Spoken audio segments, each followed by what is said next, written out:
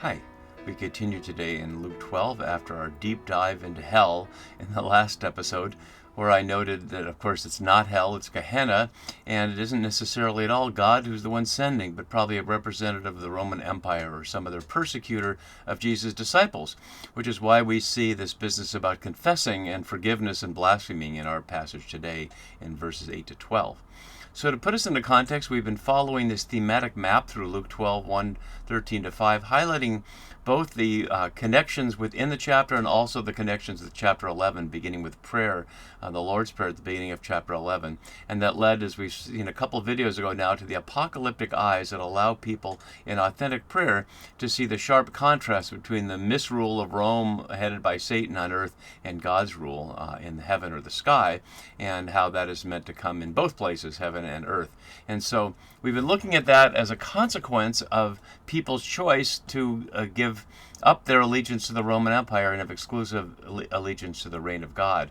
And that will produce fear, as we saw last time, looking at the key words, and will also produce the tendency to want to deny and not witness to what one knows, because there are powerful consequences for that. And that's what we'll see as we continue through both the fear we see now and the anxiety we'll see in a while about food and clothing if one is cut off from one's network of patronage and clientage that is the basis for the Roman Empire throughout the Mediterranean. So last time we looked at the question of who to be afraid of, but God is not the one to be afraid of, as we saw in verse 7. Do not be afraid, you have more value than many sparrows. And so now we get into the question of confessing and denying, and that puts us into an interesting synoptic comparison, because there are elements of this in all three synoptic gospels, but they're in all kinds of different places and all over the place.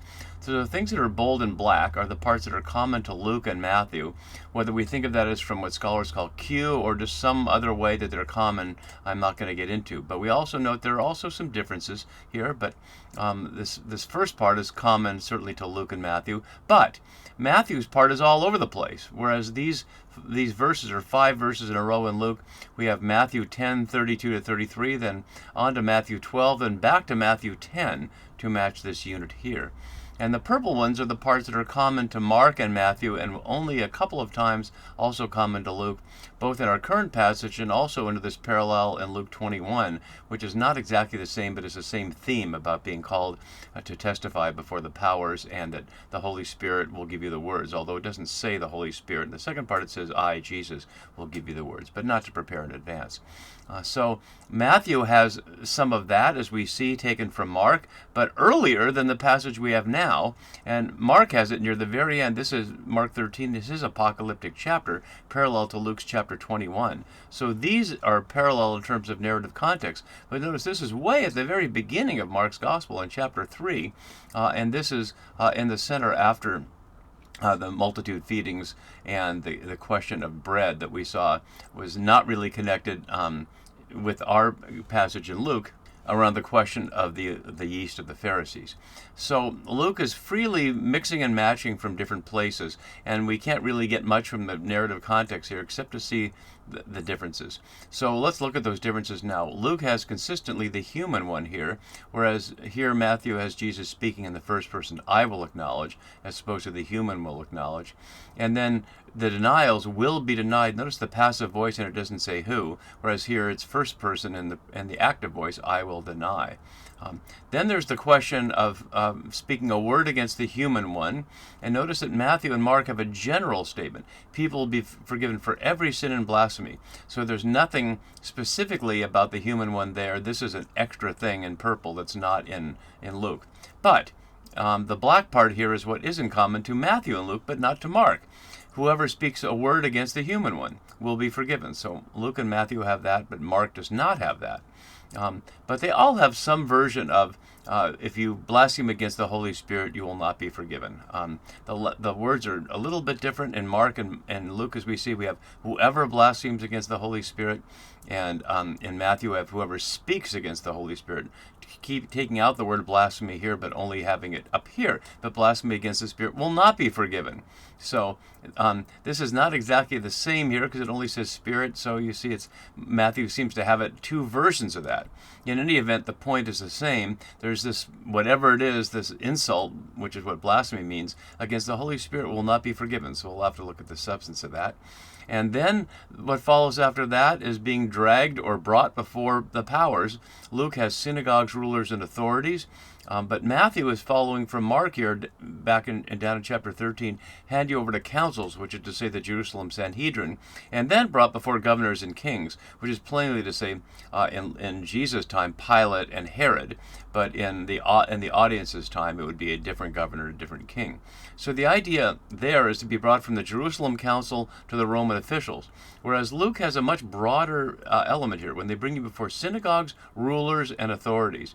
Synagogues are plainly the Jewish gatherings, but rulers could be all kinds of things, and so could authorities. It's a very broad term to not know specifically whether that means Romans or not. It certainly can include Romans, but Luke has not made that specific here. So that sets us up for our passage. So let's put the key words up here, and then we'll go through this. So, and I tell you, a refrain we've seen here, everyone who acknowledges me, using the verb homologio here, which is the word for confession.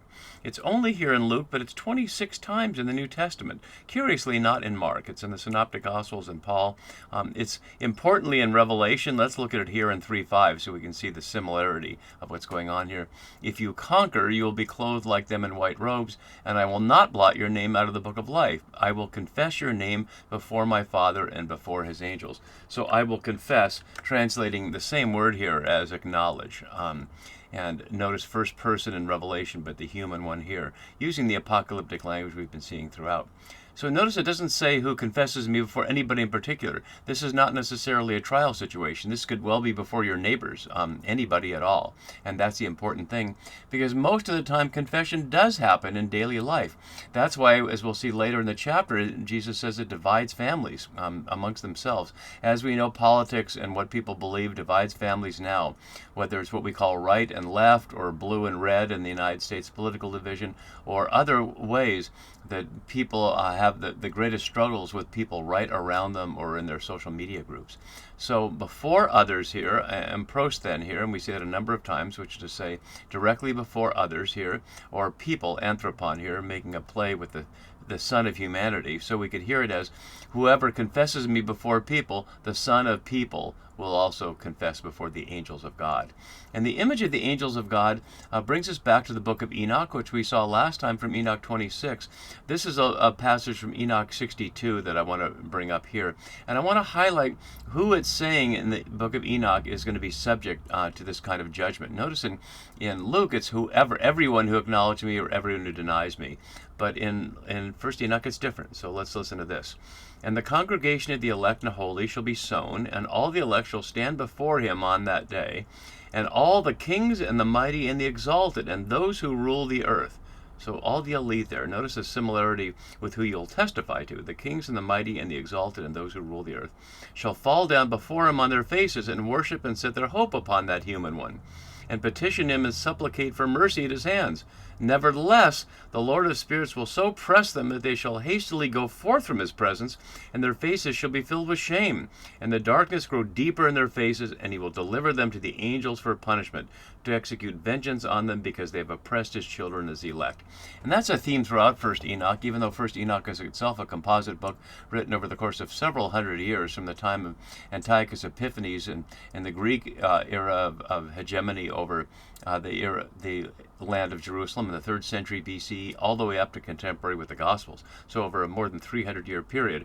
But throughout that, it highlights that it's the rulers who are causing the trouble, just like the prophets Jeremiah and Ezekiel and others do, for whether it's the time of exile or otherwise, highlighting that the religious leaders and others are the ones who oppress or lead people astray. So they're the ones who will be brought before the angels of God. And notice in the Enoch version, it's not a matter of confession. They're hoping for a good hearing before the human one, but once they're castigated, they hide in shame and then are delivered to the angels for punishment. So those who confess will be confessed before the angels of God, but whoever denies, it's only one other time in Luke for denying oneself. It'll only be later when Peter does exactly this. He denies Jesus, of course, as we know that Jesus tells him he will do. And whether he's denied before the angel of God isn't narrated, but of course he repents from it and testifies in Acts of the Apostles. So whoever denies me before others, noting the match here, were denied before the angels of God. And notice the asymmetry of the parallel. The ones who confess, the human one will acknowledge, but here the one who denies, it's not clear who will deny before the angels of God.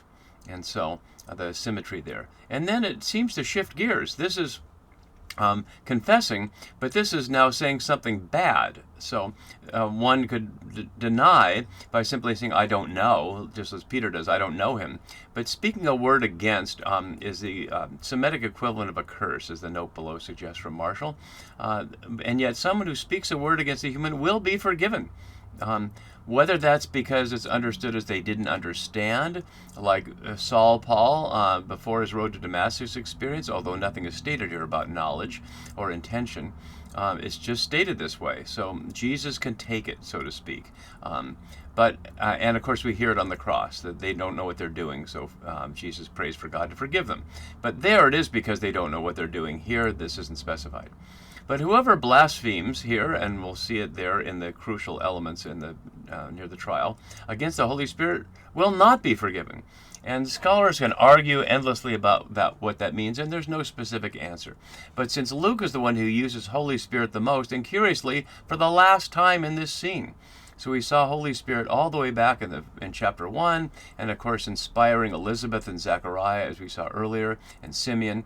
But now this is the final time until Acts of the Apostles that we hear, even though we're only just halfway through the story. So we won't hear any more about that to specify that here. But we do know from Acts something of what it might mean. And many suggest, that, especially Vincent in my note below, suggests it's trying to fake devotion to God. Eventually what you whisper in your heart will be made evident to everyone.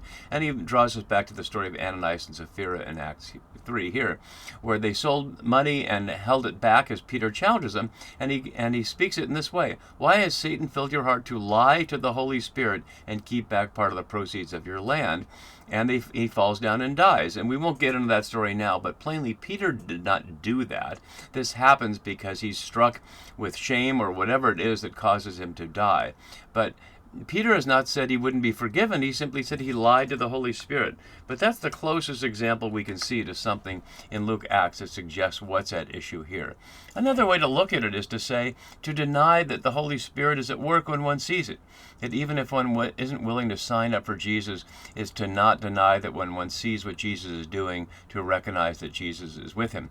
And we already saw in previous chapters the challenge that Jesus casts out demon by Beelzebub. And so perhaps that's the kind of thing that's mentioned there, even though that appears to be against the human one and not against the Holy Spirit as such. But we won't worry about what happens if one ends up before the angels.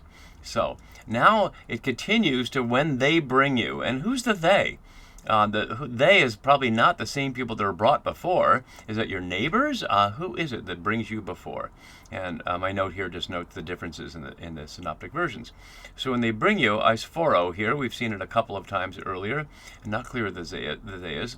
We've seen synagogues earlier. This combination of synagogues, rulers, and authorities are in these late letters, whether Ephesians from Paul or not, we don't have to get into here. But both the two Ephesians references and the First Peter references all refer to these as heavenly powers. Let's look at Ephesians 3:10, and we can see one example of that. So through the church, the wisdom of God in its rich variety might be made known to the rulers and authorities in the heavenly places. And so that's part of the cosmic view of Ephesians and Colossians. But it's certainly not suggesting that Luke has that perspective. This certainly seems to be earthly people.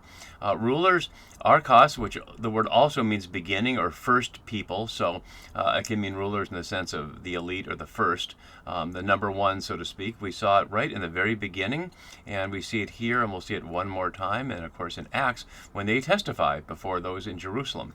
And authorities is very interesting because we saw last time all the examples of authority in Luke's gospel and around the question of who it is who has authority even after they've killed to cast into Gehenna. And it was, as we thought last time, it was likely not God.